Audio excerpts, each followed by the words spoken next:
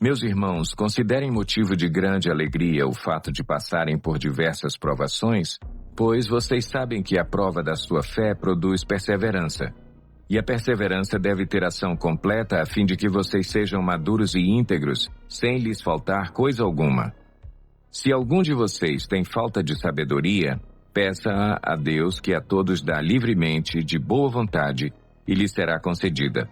Peça-a, porém, com fé, sem duvidar, pois aquele que duvida é semelhante à onda do mar, levada e agitada pelo vento.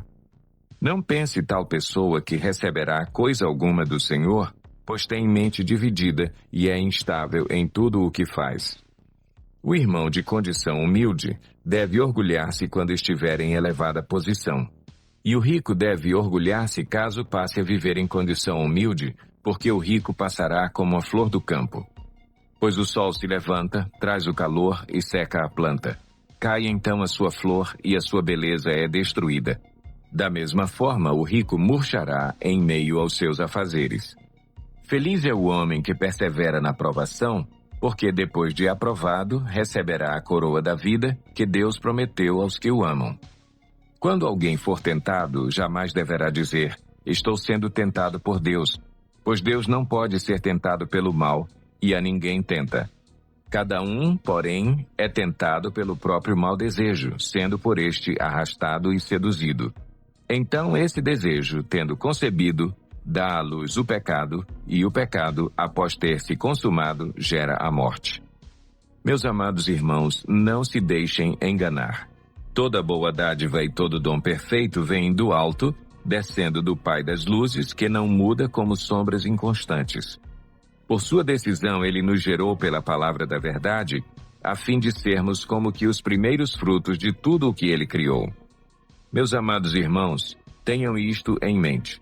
Sejam todos prontos para ouvir, tardios para falar e tardios para irar-se, pois a ira do homem não produz a justiça de Deus.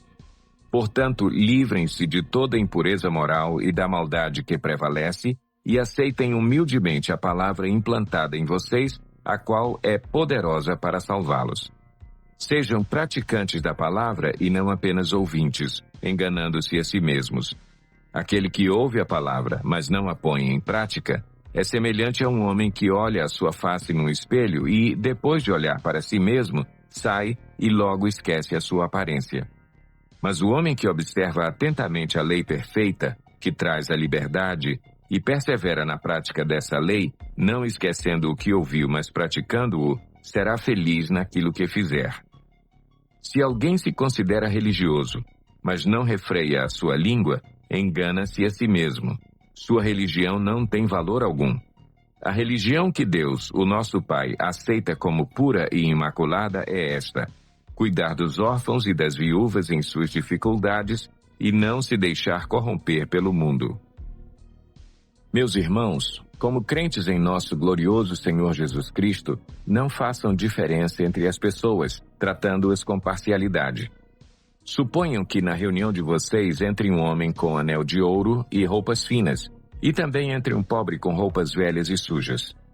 Se vocês derem atenção especial ao homem que está vestido com roupas finas e disserem, aqui está um lugar apropriado para o Senhor, mas disserem ao pobre, você fique em pé ali ou sente-se no chão, junto ao estrado onde ponho os meus pés, não estarão fazendo discriminação, fazendo julgamentos com critérios errados? Ouçam, meus amados irmãos, não escolheu Deus os que são pobres aos olhos do mundo para serem ricos em fé e herdarem o reino que ele prometeu aos que o amam? Mas vocês têm desprezado o pobre. Não são os ricos que oprimem vocês? Não são eles os que os arrastam para os tribunais? Não são eles que difamam o bom nome que sobre vocês foi invocado? Se vocês de fato obedecerem à lei do reino encontrada na Escritura, que diz, ame o seu próximo como a si mesmo, estarão agindo corretamente. Mas se tratarem os outros com parcialidade, estarão cometendo pecado e serão condenados pela lei como transgressores. Pois quem obedece a toda a lei, mas tropeça em apenas um ponto, torna-se culpado de quebrá-la inteiramente. Pois aquele que disse não adulterarás, também disse não matarás. Se você não comete adultério, mas comete assassinato, torna-se transgressor da lei. Falem e ajam como quem vai ser julgado pela lei da liberdade, porque será exercido juízo sem misericórdia sobre quem não foi misericordioso. A misericórdia triunfa sobre o juízo. De que adianta, meus irmãos, alguém dizer que tem fé se não tem obras? Acaso a fé pode salvá-lo? Se um irmão ou irmã estiverem necessitados de roupas e do alimento de cada dia, e um de vocês lhe disser: vá em paz, aqueça-se e alimente-se até satisfazer-se, sem, porém, lhe dar nada, de que adianta isso? Assim também a fé, por si só, se não for acompanhada de obras, está morta. Mas alguém dirá: você tem fé? Eu tenho obras. Mostre-me a sua fé sem obras, e eu lhe mostrarei a minha fé pelas obras. Você crê que existe um só Deus? Muito bem. Até mesmo os demônios creem e tremem. Insensato. Quer certificar-se de que a fé sem obras é inútil? Não foi Abraão, nosso antepassado, justificado por obras, quando ofereceu seu filho Isaque sobre o altar? Você pode ver que tanto a fé como as obras estavam atuando juntas, e a fé foi aperfeiçoada pelas obras. Cumpriu-se assim a escritura que diz: Abraão creu em Deus, e isso lhe foi creditado como justiça, e ele foi chamado amigo de Deus. Vejam que uma pessoa é justificada por obras e não apenas pela fé. Caso semelhante é o de Raabe, a prostituta. Não foi ela justificada pelas obras quando acolheu os espias e os fez sair por outro caminho?